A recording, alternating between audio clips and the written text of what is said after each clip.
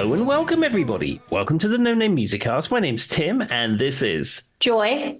And here at the very top of the show, I'm very pleased to announce we're recording on a Sunday night. We don't often record on a Sunday night, but this was the day this week that we could both do. So I don't know quite how that's going to work out. Won't be quite as loose as a Friday, I don't think. I don't think so. I think we're going into the work week. We're a little reserved. There we are. We say that, and this just goes completely off the. As I'm bumping my poor camera already, this goes completely off the Richter scales, Tim. We're just. Anyway, well, all right. We will see what happens. Well, I just have one very quick music news item, and I know you have a few items, then we're going to get into your topic. Mm-hmm. So my music news item, sadly, we had to say goodbye to Dwayne Eddy this week. Now, the question is, had you ever heard of Dwayne Eddy? Not till he passed away this week. And then I saw a headline about him, but I'm not super familiar with him, no. Yeah, well, he was a famous guitar player, probably one of the first guitar heroes. Maybe Les Paul was probably the first guitar hero, but certainly in the 50s and the 60s, he was seen as a guitar hero. He had a very distinctive twangy guitar style, twangy, reverby guitar style. And he famously did the theme tune to the TV series Peter Gunn. And also he had the song Rebel Rouser. Yeah, and both of those featured that very twangy guitar sound. Now, Dwayne Eddy was 86. He lived a very long life, and he was seen as an influence to a lot of people. The interesting thing is that Brian May posted up saying that he was very sorry to hear that we'd lost Dwayne Eddy. And he posted up a picture of Dwayne Eddy playing his Red Special being Brian May's homemade guitar that he's played for his entire career. And he said one thing that blew his mind. You know, Brian May has played everywhere and played with everyone and played in every stage you'd ever imagine. Yeah. But he said that when he was a young lad in Feltham, him and his dad used to listen to Dwayne Eddy records. And he said having Dwayne Eddy have his Red Special homemade guitar around his neck and taking a picture of that, he said even though I was a 70-year-old man, that blew my mind. Well, that's so cute. I mean, you never forget your idols, you know? Exactly. So, yeah, sadly, we had to say goodbye to Dwayne Eddy this week. Another icon that has left us. So rock in peace, Mr. Dwayne Eddy. I agree. All right. Did you have anything else, Tim, that you wanted to talk about, or was that it? That's the only music news item that I have. So over to you. Perfect. Okay. So my mom had mentioned this to me, and if you know anything about my family dynamic, this probably won't start. She looked at me and said, "Have you heard anything about the new Randy Travis album?" And I looked back at her and went, "No." My dad, we looked at her and went, "Why would she?" Like, just not really up my alley. But what mom did say was kind of cool. So basically, Randy Travis had a really bad, for those who don't know, he's a country music singer, been around for years. He had a really bad stroke. And so he's not able to play anymore. He can't really use the muscles of his face. And he wanted to put out a new album. So and some of you guys are going to find this freaky. Some of you are going to love it. Randy Travis was very excited about it and is very happy. They actually used AI to compile like his voice and his singing and all this, and to make a new album with I guess music they had from him.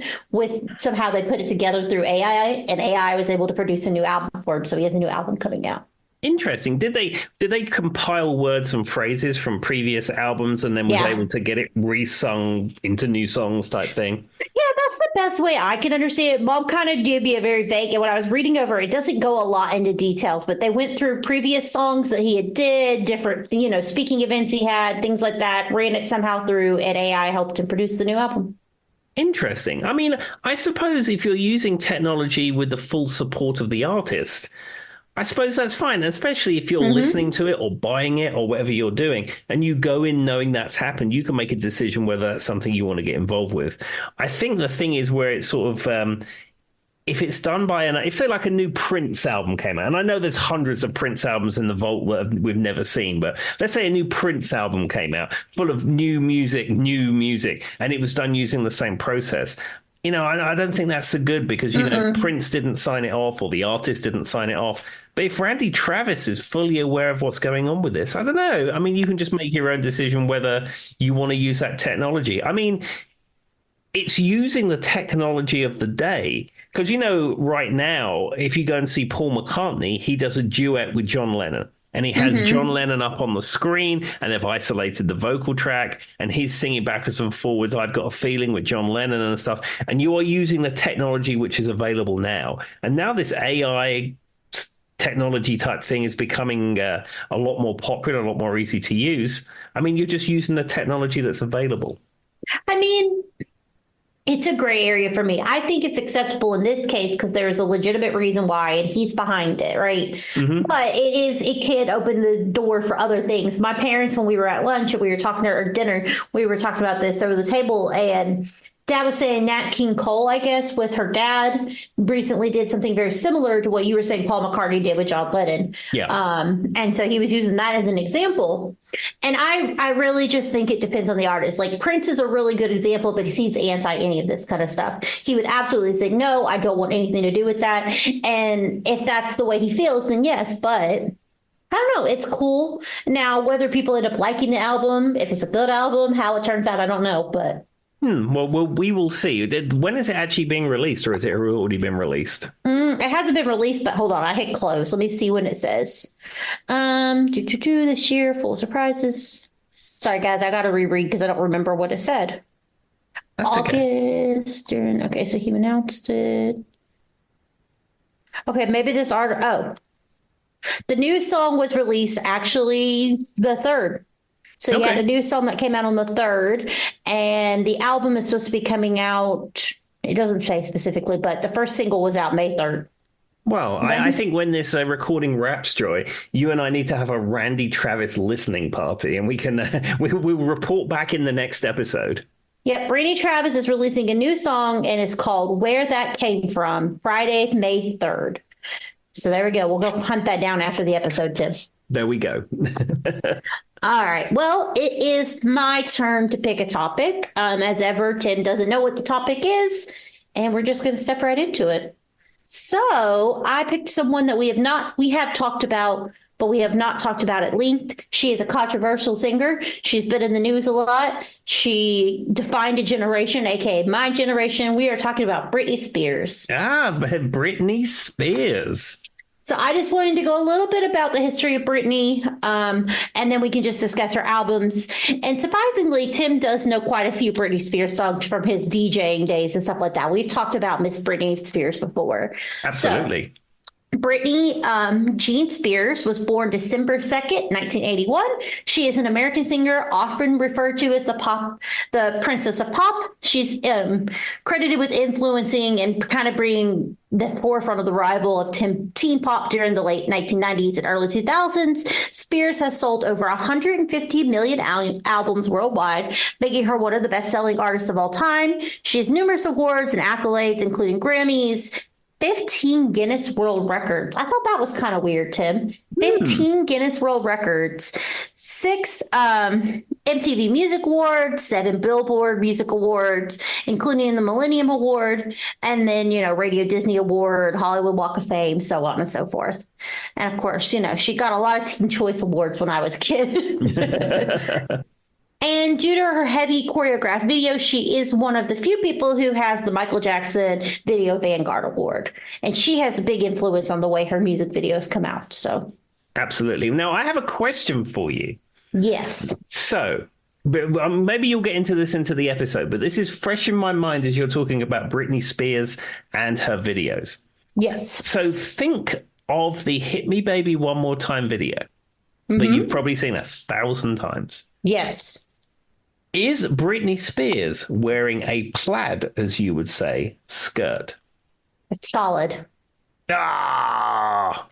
Oh, I've seen that music video more, and it's in the pictures that are right in front of me, Tim. The reason I say that, it's one of these Mandela effect things. If you ask average people who don't have research in front of them and say the Hit Me Baby One More Time video, she's wearing a plaid, or as we say in England, tartan skirt, everyone will agree with you, when in fact I would think that because it's supposed to be. I have bumped my camera more times tonight, Tim. Maybe Sundays aren't good for my poor camera, but I would think that off the top of my head. But it's black. She's got a gray sweater, a white tie-up shirt, and then black skirt. And we are going to talk about that first album because Hit Me Baby One More Time is what defined her as a generation, really.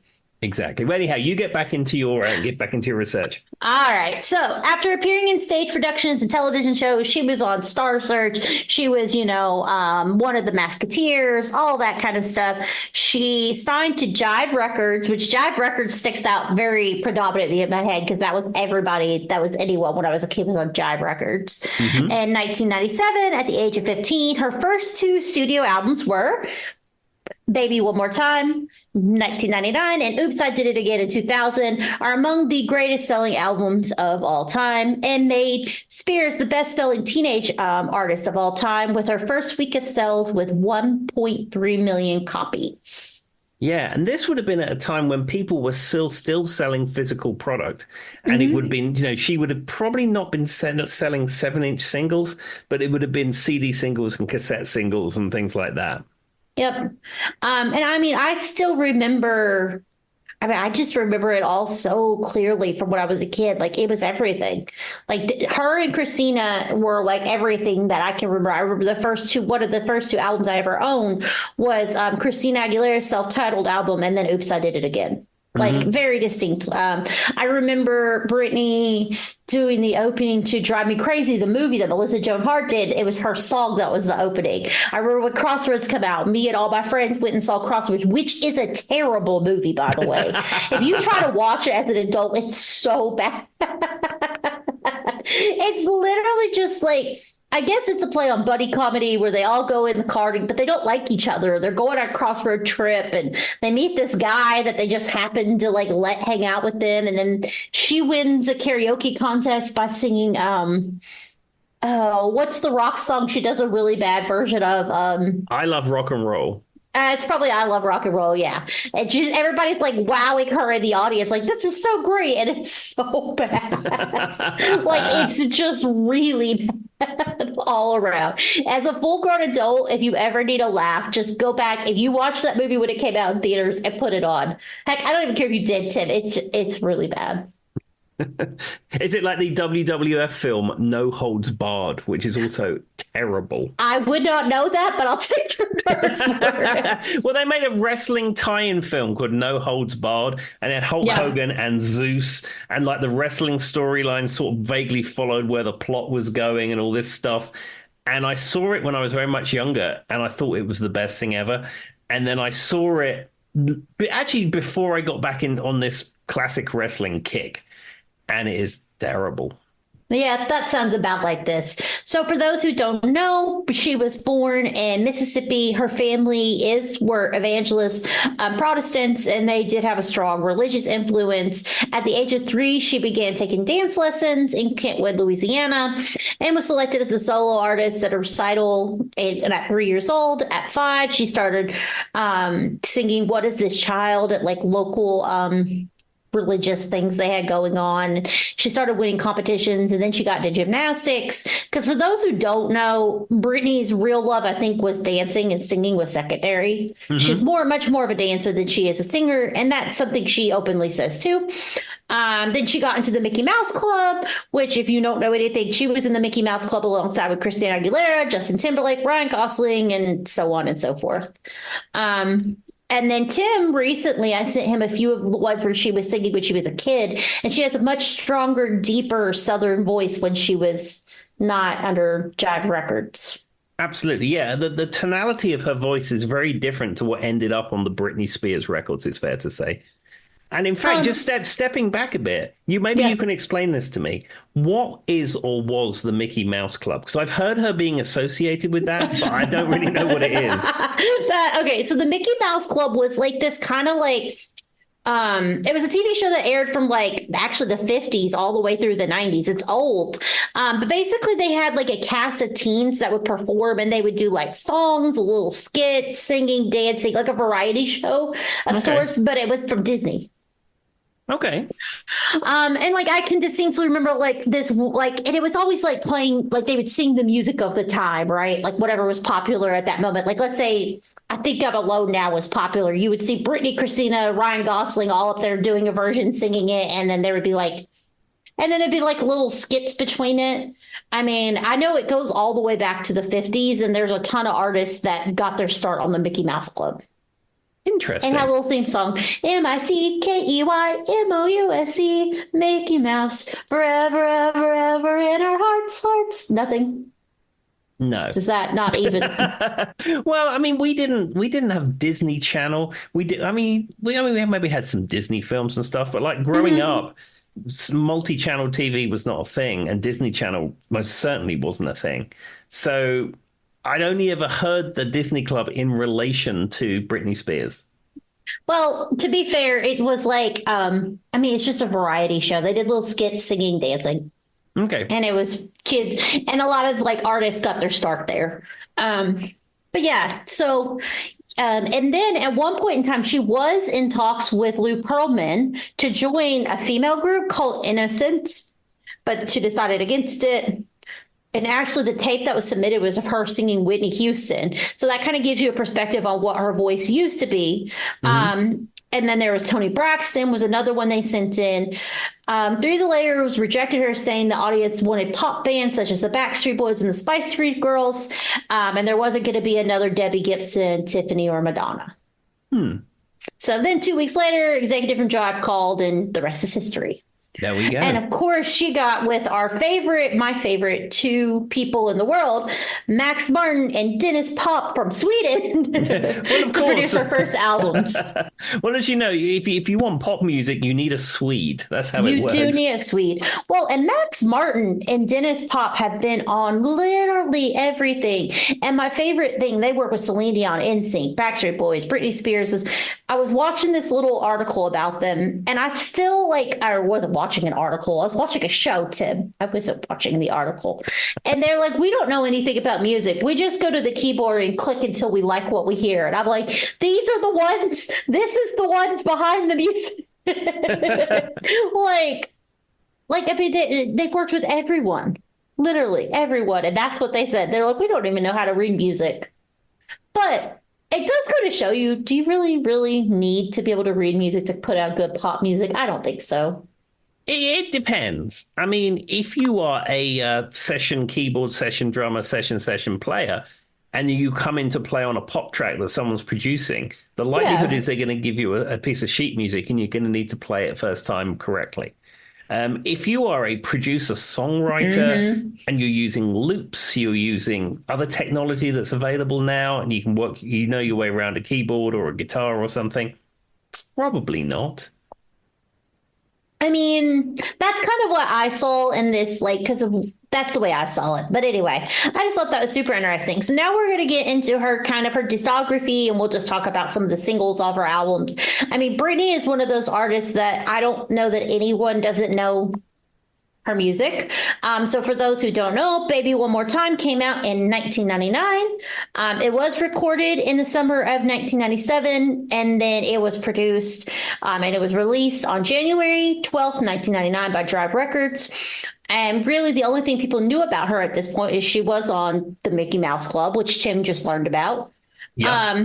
On this album, she won a Juno Award, a Teen Choice Award, Young Star, Billboard. What is she winning? Guinness, best-selling album by a US. I didn't know Guinness World Record does it have music in it, Tim? I know you're familiar with them. Yeah, it's sort of record of achievement of everything. You know, it could be the fastest animal or the slowest something or the largest that the other, but also it has things in there like best-selling record or best-selling single and things like that. I guess I never really thought about it, but she won two, actually. One for best-selling album in the US by a female artist, and then best-selling album by a teenage solo artist. So there you go, Interesting. guys. Well, I do know what I'm going to buy you for Christmas. I'm going to buy you a Guinness World of Records, but I'm not going to buy you the new one. I'm going to buy you one from like 1987 or something. Fair enough. All right. So on this album, the title track, the first track was Baby One More Time, which Tim has already said that he has seen the music video at least, or at least knows facts about the music video. Yeah, I mean this is probably what I think of when I think of Britney Spears. This was everywhere. That video was played everywhere. And it's iconic. She's in the school uniform, she's walking in that hallway. It's Yep. all going on. And the funny thing is, Vic Reeves and Bob Mortimer Vic and Bob, who I very much like, and I like their wacky humor, they had a sort of game show called Shooting Stars, and one of their Christmas specials, they always used to like parody things that they make a big production at the Christmas special in the intro. And they had a lady on there called Ulrika Johnson, who actually is Swedish, as it happens. And she was playing the part of Britney. Then you had Vic and Bob dressed as schoolgirls. And I'm not doing it justice. It's hilarious, but you'd have to see it. But it's almost like a shot-for-shot recreation of that video. And it's That's funny. So funny. And then number 2 was You Drive Me Crazy, which I know Tim has no clue what I'm referencing when I say this, but Melissa Joan Hart is the actress who played Sabrina the Teenage Witch on the TV show. She had a movie in the 90s called You Drive Me Crazy. And Melissa Joan Hart was the one who did that album I Made You Listen to. So she kind of had a little bit of a singing career. Britney was on a number of Sabrina episodes. And for the opening of You Drive Me Crazy, they re-recorded this You Drive Me Crazy, the music video, and Melissa Joan Hart is in it. And it's like a reference to the movie in the music video. And I still remember that one very like in my brain, because I love that movie. I love that music video. There are 2 people I loved, and it was the most 90s thing. If you haven't watched that recently, it's the most 90s thing that's ever happened. Well, do you know, I just had to look it up as you was talking. I didn't know whether it was a cover of the Fine Young Cannibals song, but no, it's a completely different song. No, this one's You Drive Me Crazy. That one. And it's got a bunch of it's written by a bunch of people that are Swiss. Swedish, not Swiss, Joy, Swedish. I don't know how to say any of their name. George, yeah, I'm not even going to try. And then the song Sometimes, which was her like very, I guess, melancholy, I'm a young girl and sometimes I screw up kind of thing. Like that's the next album on there. I will say, I did mention this when we were talking about Baby One More Time because I was thinking about something else, but one of my favorite Britney Spears quotes, and she said this, Tim, with 100% sincerity, and just when once I might have been like Dan Rathers or something. It was some really famous reporter, right, Tim? He asked her, well, what is Baby One More Time about? Because, you know, it says, hit me, baby, one more time. And she point blank looked at this man and said, it's about hitting people with your love.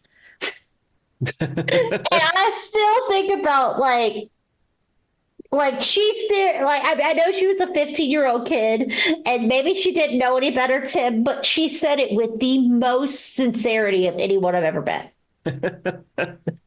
Just take from that whatever you guys will, but I don't think that's what the song's about. No, absolutely not. But then again, I mean, you know, she's thrust from being, you know, she'd had some show business success, but she goes from she was a little kid, to being thrust into this whole big world of mainstream everything. And then you've got Dan Rather. I mean, Dan Rather, he's a known and trusted reporter on I think he was NBC News. Was he, Dan Rather? I think so. Yeah. Yeah. So I mean, she's probably just being polite and nice. I know, but it's just really funny to watch. Now, this song is one of the most underrated songs ever. This song is called Soda Pop, and I think it was on the album I made Tim listen to. Remember Soda Pop, Ship Up, Ship Up? Yes, I do actually remember this song. Yep, I've heard this song. Wow, we have one that Tim has heard. And then I don't even remember half these songs. Well, I do remember Born to Make You Happy. From the bottom of my broken heart, I will be there. I will still love you. Thinking about you. This song is called Email My Heart. I do not remember a song called Email My Heart, Tim. And then she did a version of like Sonny Bono's The Beat Goes On. That's how the album ends. Well, just spiraling back to Born to Make You Happy. That is a song that I'm very familiar with. I think that was released as a single, or certainly released as a single in the UK. Yeah. And that's the one that I think that, hold on. That's the one that they talked about with Justin Timberlake recently, right? Was that Born to Make You Happy? Maybe not. I could be wrong, but I think that this was one that they hinted at had something to do with Justin Timberlake. But anyway, it received positive reviews, but it says here, it actually says that it was more popular in the UK. It achieved success throughout Europe, topping the charts of Ireland, the United Kingdom, and reaching the top 15 in most countries. So it looks like it was more popular in the UK than it was in America. I have heard this song, mostly because I had the album, though. Yeah, I don't know. I think it was the big follow-up hit to "Baby One More Time." But I mean, I certainly remember that. And then as I think of that song right now, that really takes me back to that era, sort of early 2000s sort of era. Were you playing any discos, Tim? Were you DJing with Britney Spears at this time? No, early 2000s, I was playing probably with the just at the tail end of the first incarnation of Rough Justice. I was playing with Guilty Party. I wasn't yet playing with Moroccan Soul, and I certainly wasn't doing any DJ shenanigans. The DJ shenanigans came from Moroccan Soul, which was probably 2003, 2004, when we started playing weddings and stuff, and we needed background music, and I decided that I needed a DJ deck to do that. Fair enough. All right. Well, the next album is another one that everyone's super familiar with. This single is "Oops, I Did It Again." Yes, this is again classic Britney. You know, I think if you ask the person on the street for three Britney songs, that may be one of the songs that they would come up with. Probably. It was released on May 3rd, 2000 by Jive Records again.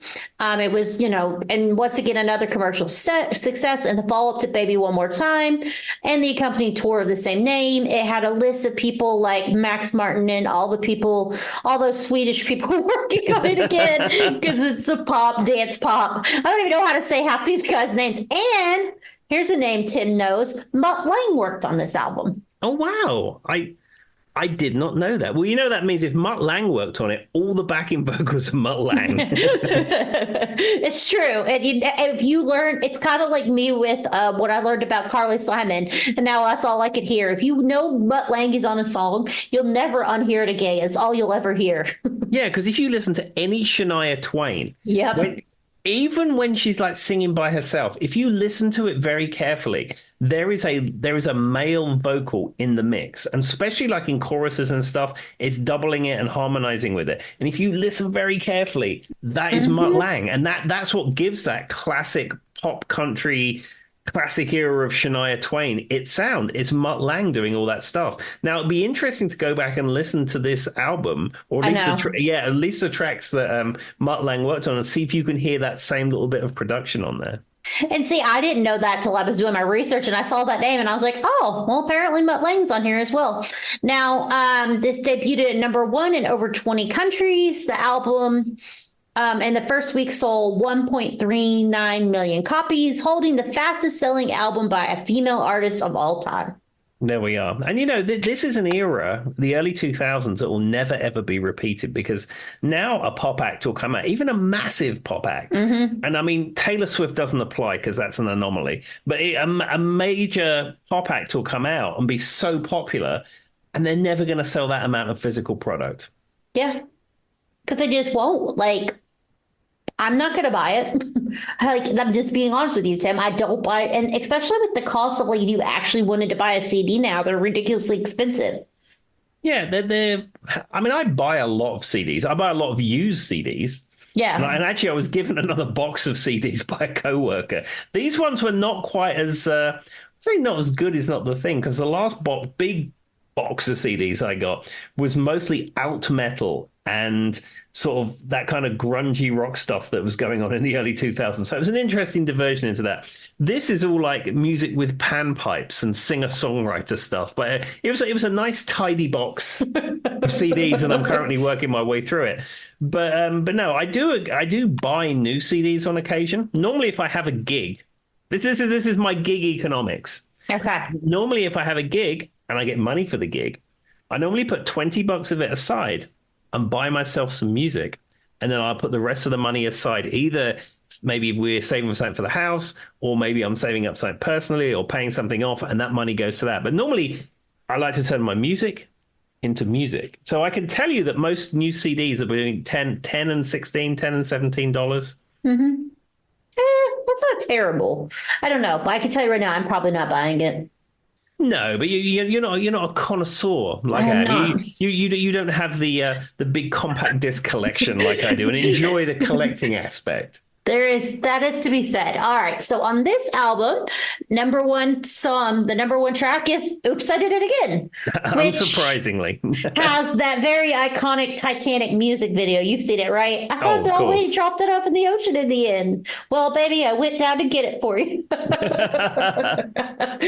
those who've never seen that music video, go watch it and that will make sense. It's mostly her wearing very tight clothing and dancing, but there's a reference to the Titanic in it.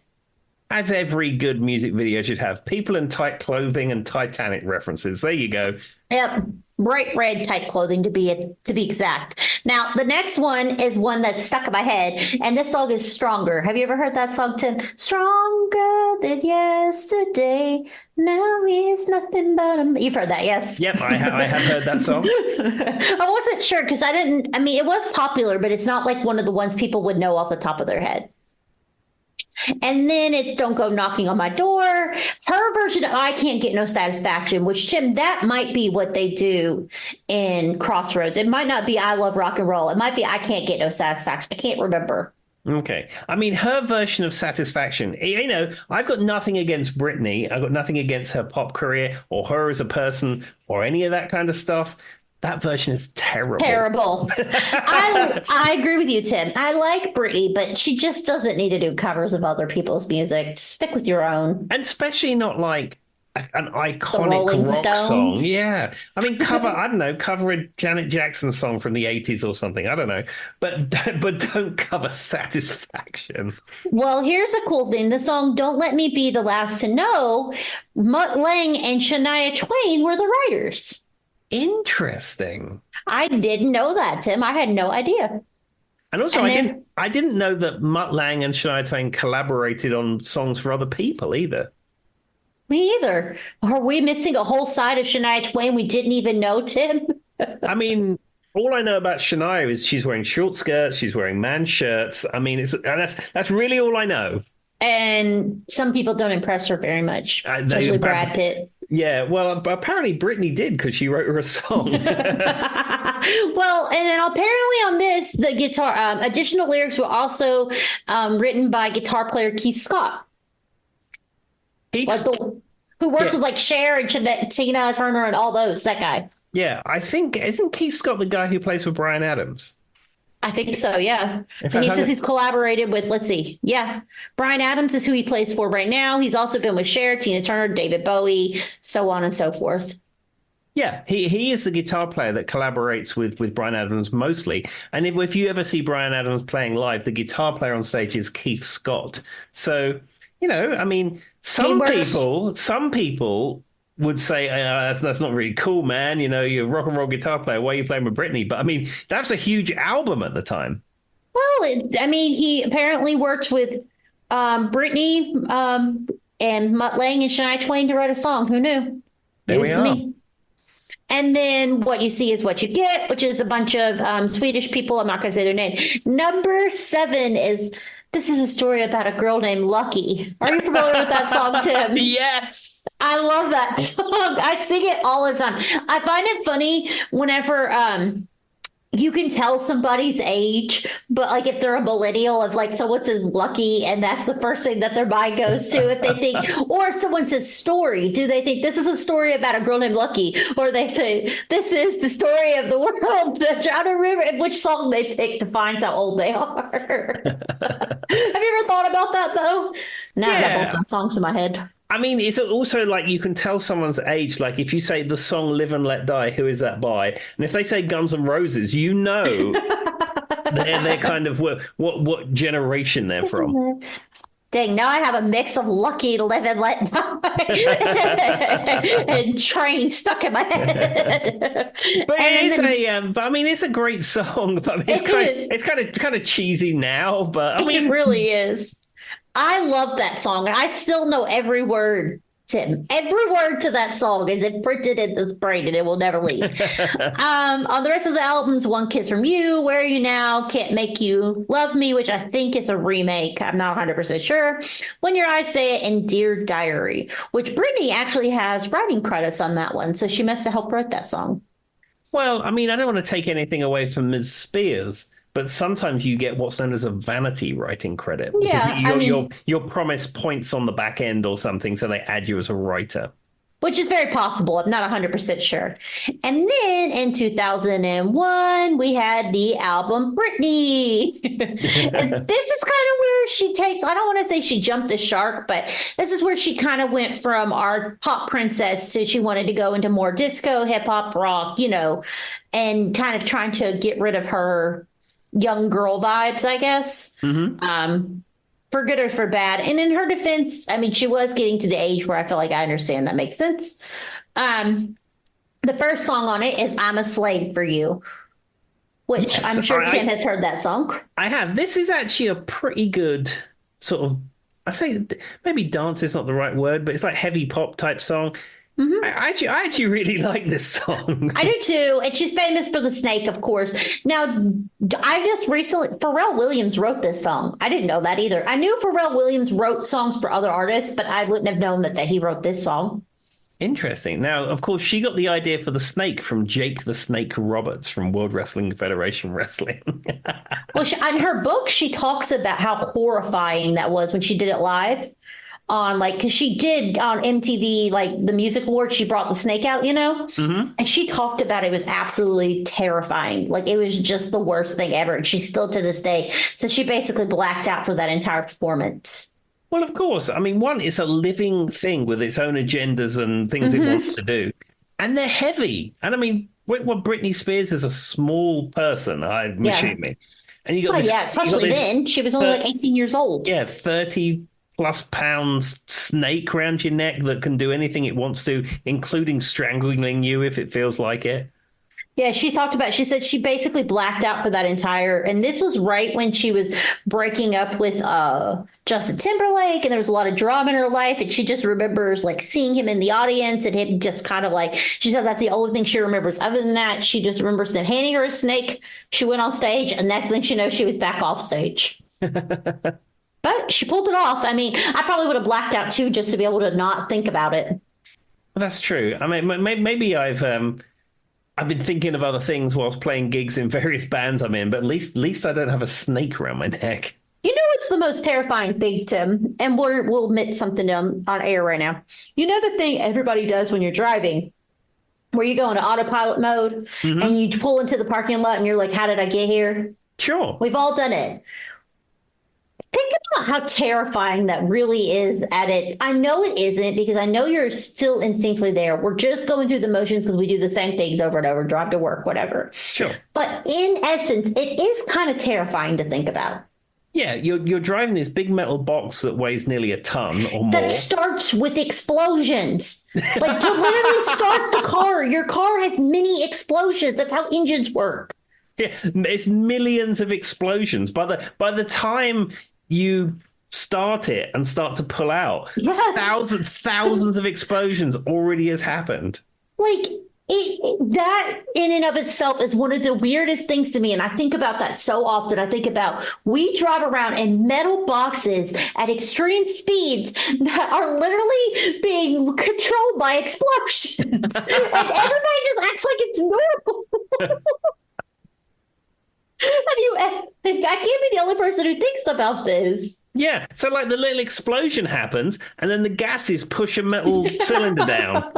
I mean, it's like I was going to say, it's like something from the 1800s. Well, of course it is, because that's when the combustion engine was invented. And in reality, yes, they've got fuel injection, and then they have engine management. But at their core, they're explosions. At their core, the technology has not changed since the introduction of the motor car. It's been the same from day one. I also think about these things so much. I'm like, which one of us? So we drive around in metal boxes that explode. And then which one of us thought, let me get wheels and strap them to my feet and see how it goes? Yeah, I'm not down with roller skates, as you know, or ice skating, because I don't like that slippy, slidey sensation. It would surprise everyone to know, but I can bring my parents and my twins. I spent my entire childhood roller skating. Never once got injured roller skating. Walking, I get injured doing everything, like looking at something for too long.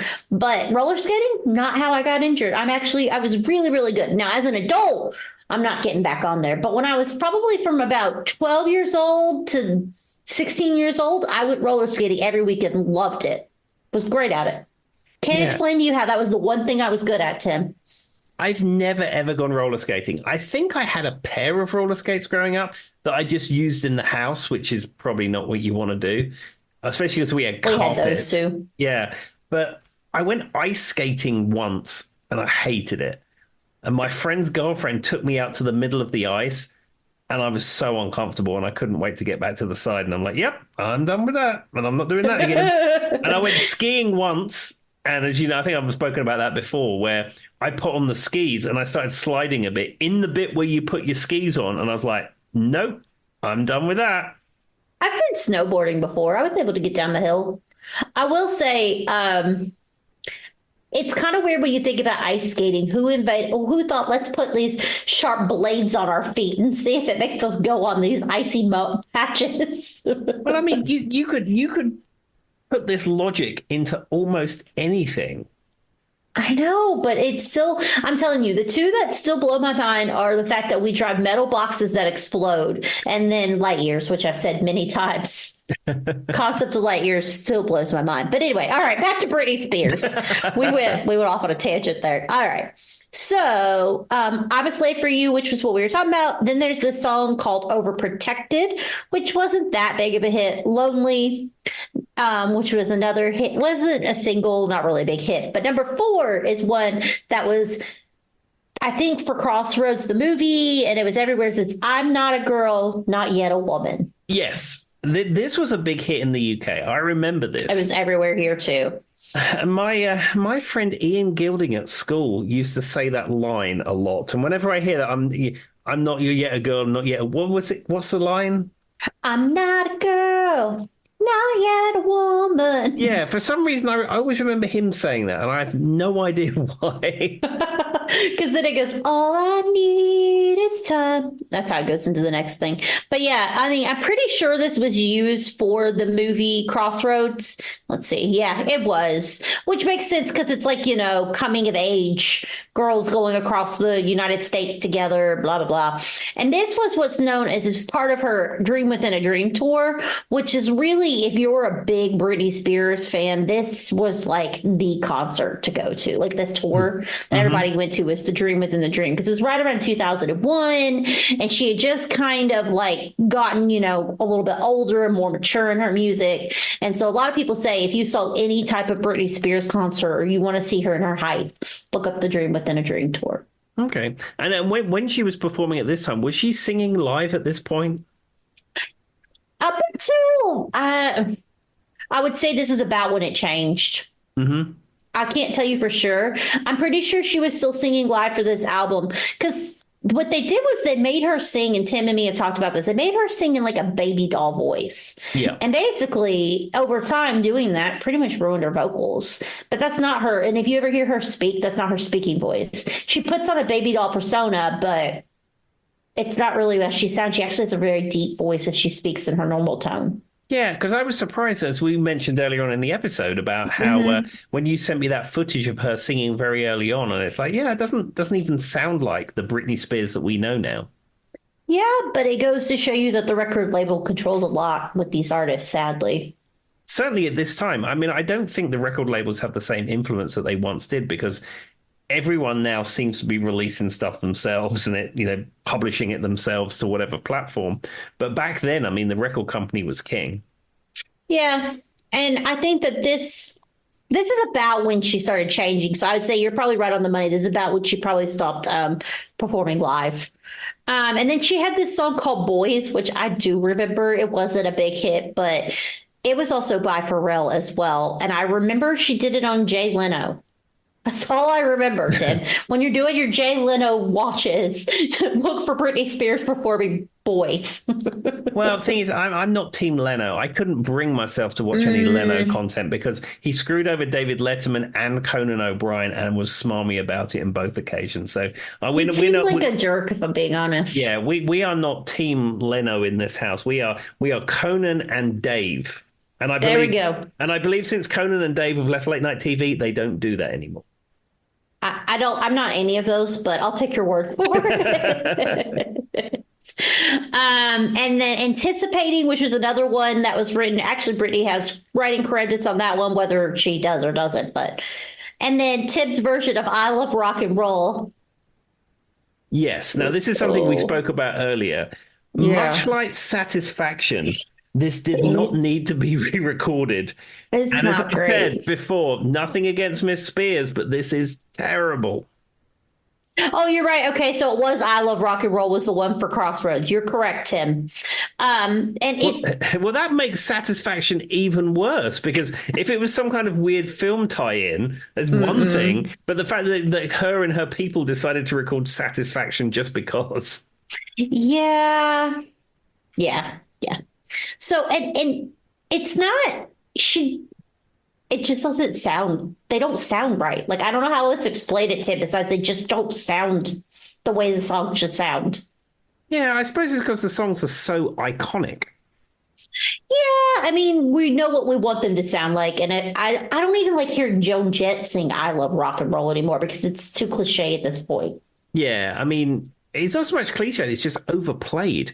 And especially when you're playing cover bands, especially in England. That's true. Anytime a female singer gets up on stage and wants to do I Love Rock and Roll, it's just, again.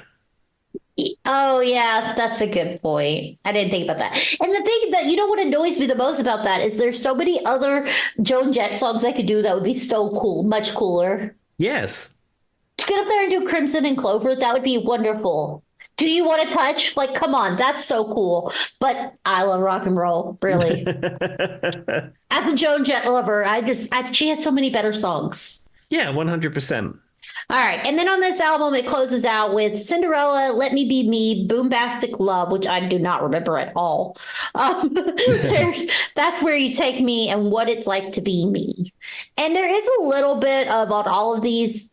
2 or 3 of the albums were a little bit different and different. I'm just doing the North American edition, just so everybody knows. There's like 1 or 2 songs that were different in the UK versions. All right. And in 2003, the album was called In the Zone, Tim. Mm-hmm. And this was right as she ended the Dream Within a Dream tour. So she was kind of at her height. Tim's like, I did not know I'd be learning this much about Britney Spears tonight. And number 1 is Me Against the Music, and it's featuring Madonna. Did you ever hear this with Madonna, Tim? Yes, I have heard this because isn't this the famous thing at MTV Awards where they kissed each other and it was a big controversy at the time? I think they did this, that was that year, but the song they were singing, wasn't it Like a Virgin? Weren't they singing Madonna's Like a Virgin and it was her, Christina, and Britney? I can't remember. I remember that controversy at the time. And I also remember her having a song with Madonna, which is that one that's on the album. Yes, it's called In This Me Against the Music, which I've heard it like once, let's be honest, Tim. I'm not really familiar with it. And then the next one is featuring the Yin Yang Twins, which are Tim's favorite. Everybody knows how much Tim loves the Yin Yang Twins. I tell you, me and the Yin Yang Twins, I've got some of their records, I've got some of their hit clips. I mean, I've got a poster on the wall next to Moonraker of the Yin Yang Twins. Fantastic. So it's called I Got That Boom Boom. That's the name of the song, guys. I don't know. This is when it kind of jumps the shark and things start getting a little weird. Now, Showdown. They say I got that boom boom. Are they referring to boom boom sauce that you get at Sheetz? Obviously. What were you thinking? And then a song called Showdown, Breath on Me, Early Morning, Toxic, which is the number 1 song from this album that everybody would know. And probably the best song ever written. Well, she didn't write it, but performed by Britney Spears is Toxic, period. End of story. Yeah, I know Toxic. When I was doing the DJ thing for Moroccan Soul, that was one that was on my rotation because it goes bam, bam, bam, bam, bam. It's a really good disco track, honestly, is what it is. Yeah, And I would put that song on right now. That and Slave for You, I think, are still both very strong pop songs. I listen to Toxic all the time, and and it was actually originally offered to Kelly Minogue or Kylie Minogue. I said it wrong. Kylie Minogue. Did you know that, Tim? I Toxic didn't know was. that. No. I can't imagine her version though. I'm going to be honest with you. She could have done it though easily, but Toxic is just so Britney. I can't hear anybody else do it. But yeah, Interesting. Yeah, it's funny when you hear these songs and you learn after the fact people they were offered to who turned them down, and you think, I wonder what so and so's version of that would be like.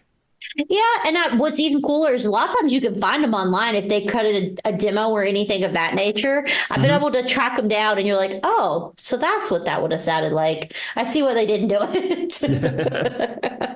But with that being said, I mean, Toxic to me, the music video, I have bumped my poor camera. I moved my desk earlier, guys, and apparently that thing is loose. And poor Tim just keeps saying fuzzy face joy, everybody. So I'm going to have to fix that in a minute. But with that being said, I think Toxic is probably what I would put at the top, if not the top of Britney Spears music. Yeah, I said Toxic, Slave for You, Hit Me Baby One More Time.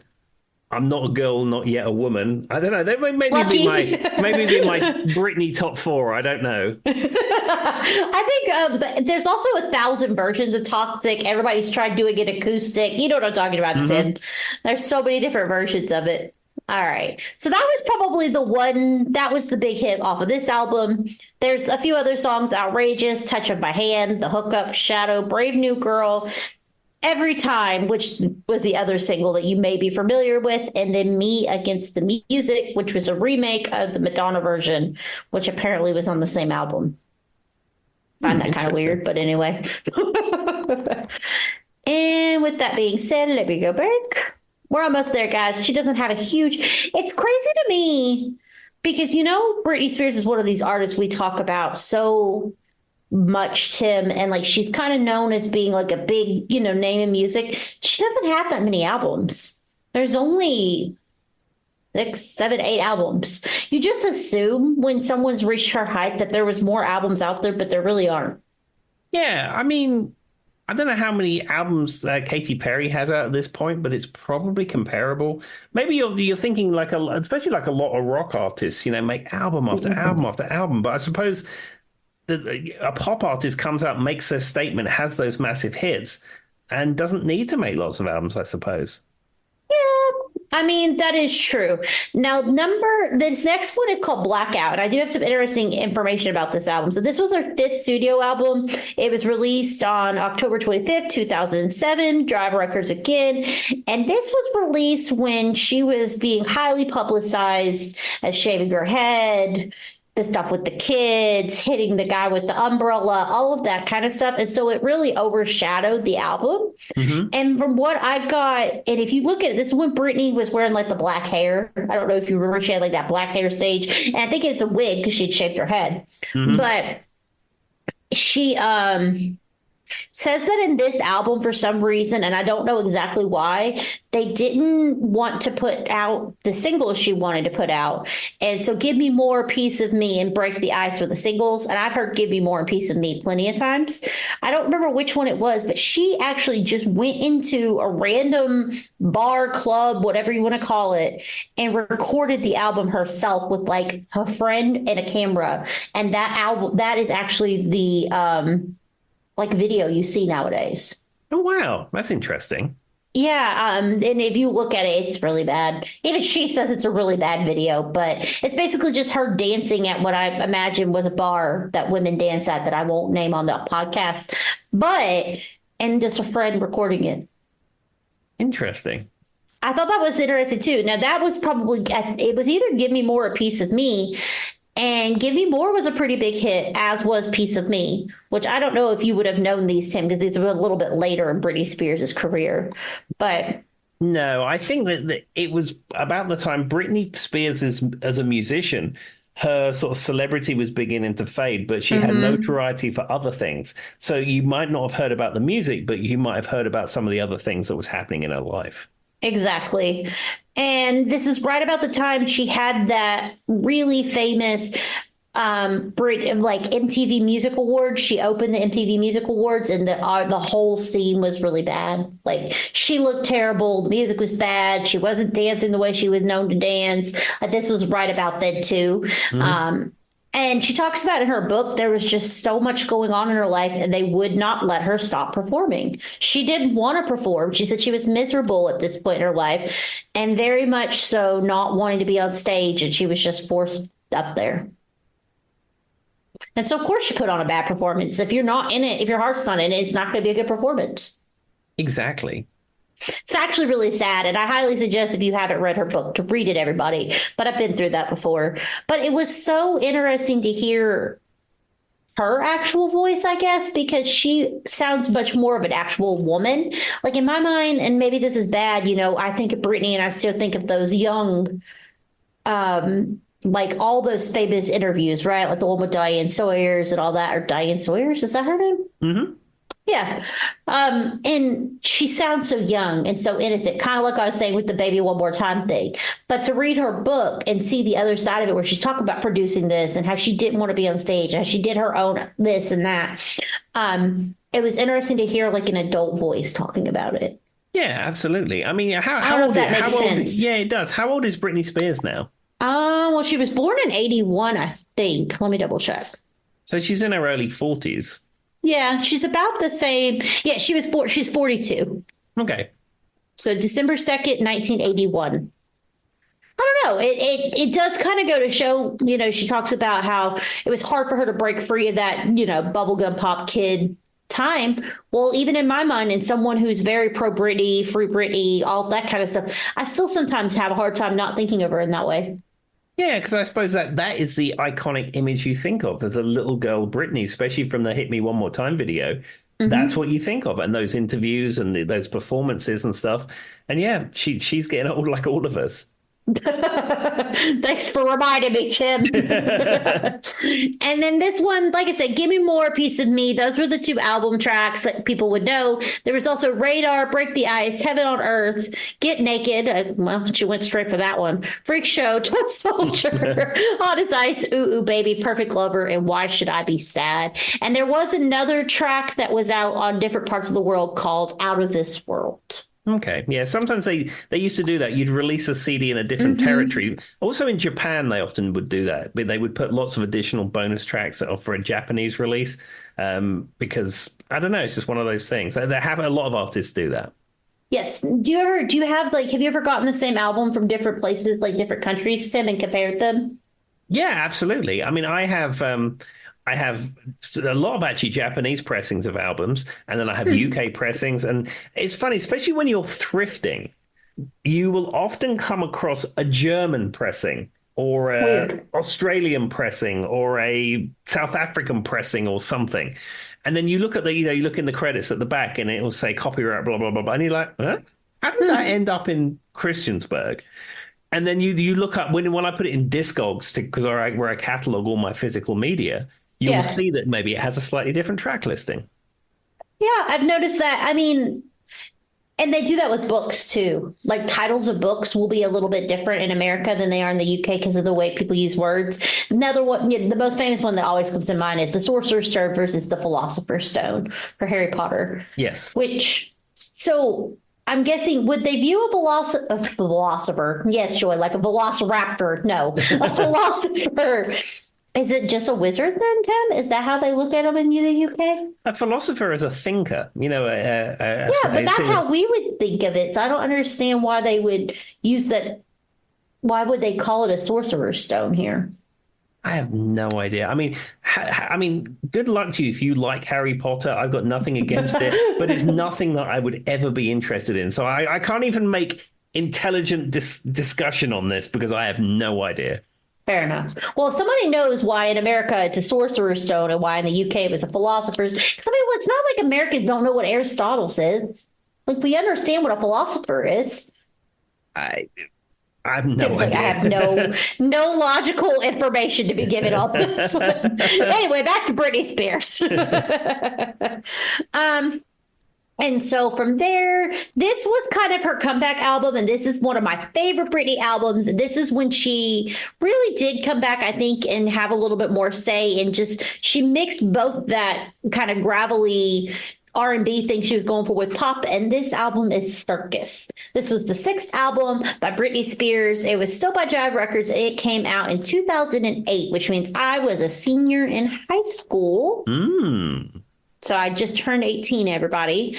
And this album had Womanizer. Have you ever heard Womanizer? Womanizer, womanizer, you're a womanizer, baby. You? No, Tim, never heard that. No, that sounds like a vintage Dr. Pepper commercial. I'm a pepper, you're a pepper, she's a pepper, he's a pepper. Wouldn't you like to be a pepper, dude? That's what you got from that. That's one of the best Britney songs ever. You, you. No. Of course, Britney works with Pepsi. We can't remember she's not allowed to work with any of the other ones. Yes, and in fact, she did work with Pepsi. Yeah. And she did a Super Bowl commercial for Pepsi. And I believe it was in 2003 where they were doing We Will Rock You. Rock You. And Brian May and Roger Taylor were involved. There you go. I just keep thinking about that. Sounds like a doctor back. It really doesn't. My version just did. Do you remember All Eyes on Me in the cigarette rig, just like a circus? Are you familiar with that song, Tim? Circus? No.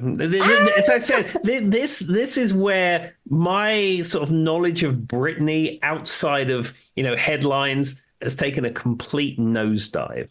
Well, this album, if I was gonna tell you to go back, Tim, and do anything, if you're willing to give it a listen, this album is good, Britney. You would like it. Now, the next one is from Out From Under, which I'm not familiar with that song, and it's Kill the Lights, Shattered Glass, and then If You Seek Amy, is a single, and I'm gonna say the name of it, Tim, is If You Seek Amy. And if you say that really fast, it sounds like something else, and I'm going to let you think on that because we can't say it on the podcast. Okay. Yeah. And that was a big hit for her. And yeah, anyway. And we got our Swedish people back, Max Martin and all of the. Dr. Luke was on this album, which he's the one that Kesha and a few other artists tried to get away from. I do know that. And then Unusual You, Blur, Poppy, which I don't know if that was in English. Mannequin, Leather Lace, My Baby, and Radar. I can't believe you think Womanizer sounds like a Pepsi commercial. Womanizer, womanizer, yo. Take it, Tim. I can't believe you've never heard that. And then we go into Britney. We only got 3 more albums, guys. The Femme Fatale, which was March 25th, 2011. It was her last album with the label before they shut down, and everybody was moved to RCA Records. There was no more Jive Records, Tim. I love to be some Jive Records, though. Anybody was on Jive. Now, the collaborators on this album include Max Martin, Dr. Luke's, actually will.i.am, Travis Barker, Rodney Jerkins, and a few others. Let's see here. Track listing. I scrolled past it. Sorry, everybody.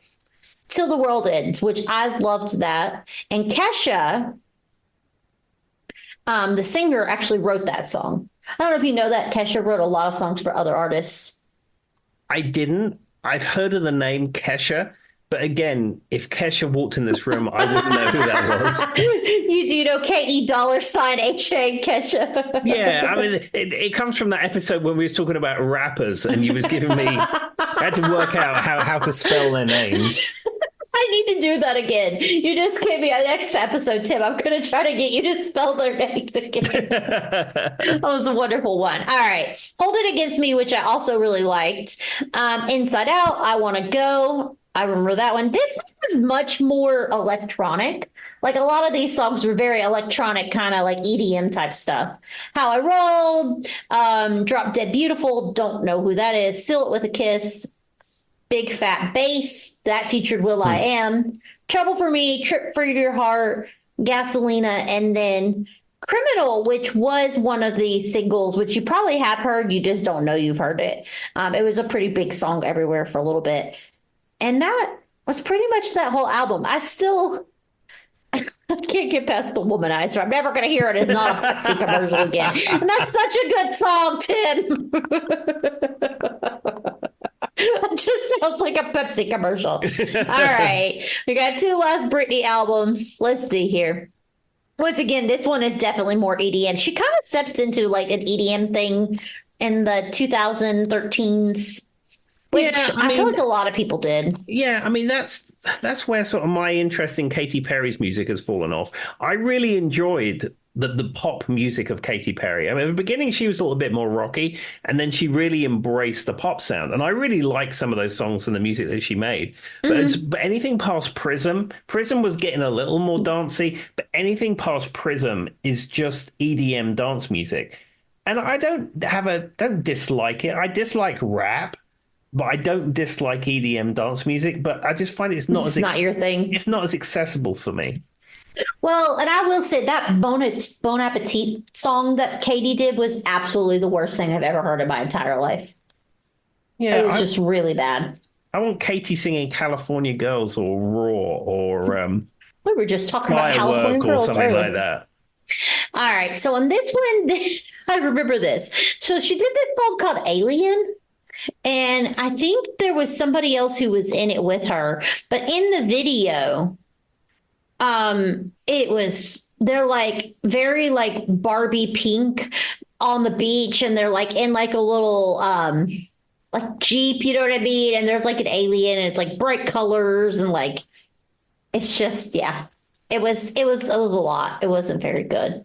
And then she did the song Work B. I can't say the full name, but you've probably heard. You better, I'm sure, work word that's where that comes from. And then she did Perfume, which makes me wonder if that was because she was selling her perfume at that time. Do you remember the Britney Spears perfume ad, Tim? I did, and in fact, I know about this. Okay. So this was what year was this perfume? Britney Spears perfume. Let's see here. I gotta Google it, guys. I remember it being a thing, the Fantasy or whatever it was called. Apparently it's still, you can still get it some places. Hold on. Probably 2007, 2008, something like 2005. that. 2005. Okay. So this was an era of time when I was watching David Letterman, the Late Show with David Letterman. I was living in England. And I used to acquire the episodes every day from a Swedish tracker just to appear on my computer. Who knows how they got there with all the commercials taken out. Max Martin actually gave them to him. There we are. And we used to watch it. Hannah and I used to watch it. Yeah. And, I still love David Letterman to this day. But we used to watch, this is when he was on TV and you'd get them the very next day.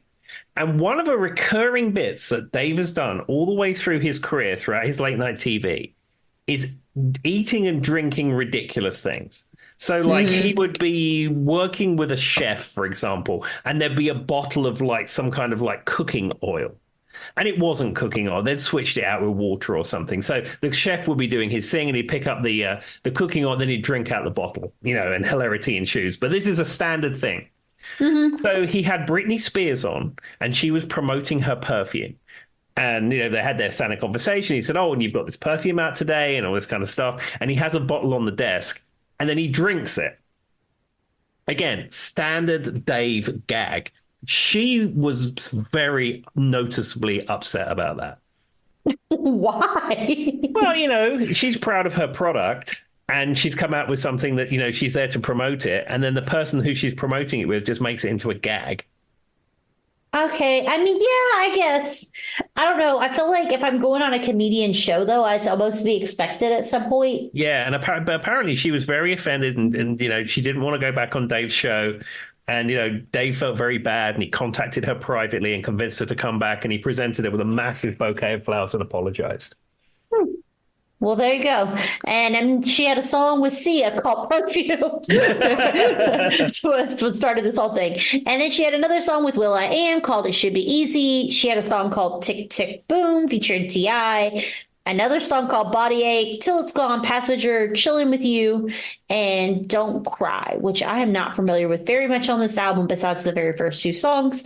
And this was in her later days. Yeah. All right. And the last album Britney has produced was in 2016. She produced an album called Glory, which once again, it looks like most of the studio producing was done in Sweden.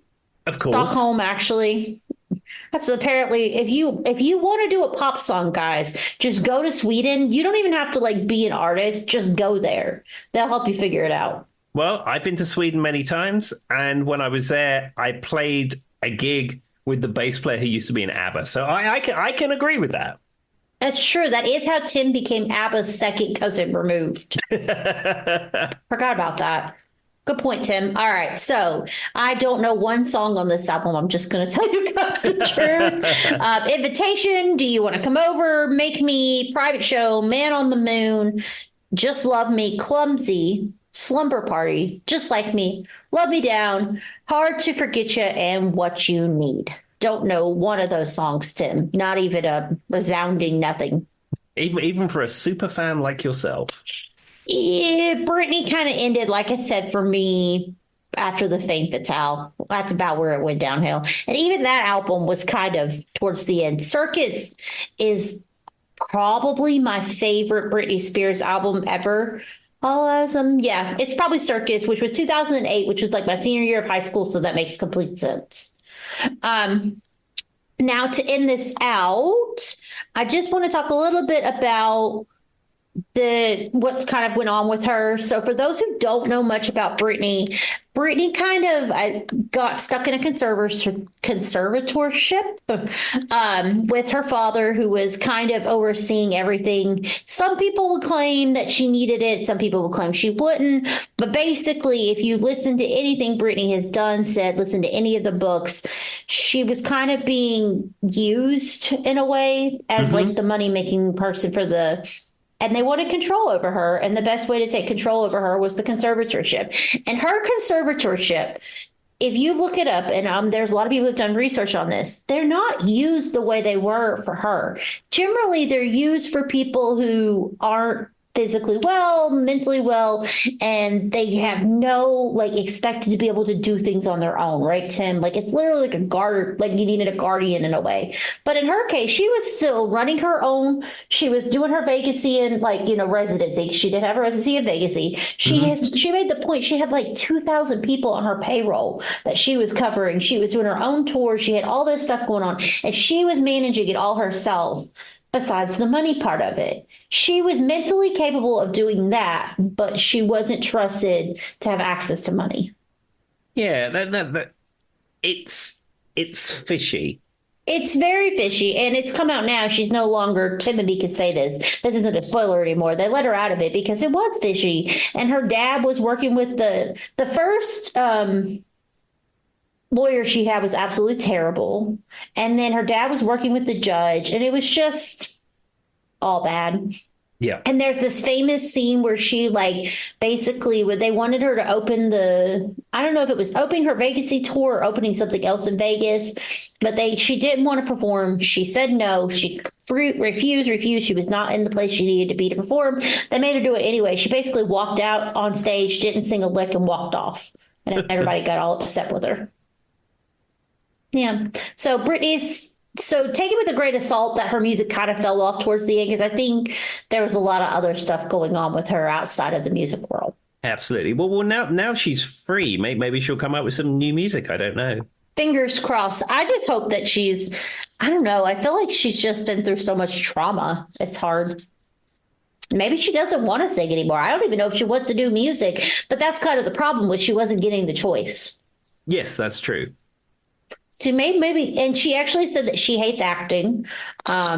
She was in something and she said that she takes it way too seriously, becomes a method actor way too easily, which I thought was funny because I'm sitting there thinking, oh yeah, I can't imagine how Crossroads took over your life. But anyway, so with that being said, I just want to spend some time on Britney because I actually just finished her book, Tim. I had put it down for a while and finished it last week. So that's how I came up with the episode idea. Well, there we are. Well, thank you, Joy, for recapping the life and times of Britney Spears. As I said, and how cars work. yeah, I've got nothing against Britney, and I like some of those pop hits, but not necessarily the cultural icon for me that she has been for you. But even still, I can appreciate some of that music. Yay! All right. Well, is there anything else you'd like to tell the people, Tim? Just be kind to everyone that you meet. All right. Bye-bye. Bye-bye. To remind me of another day to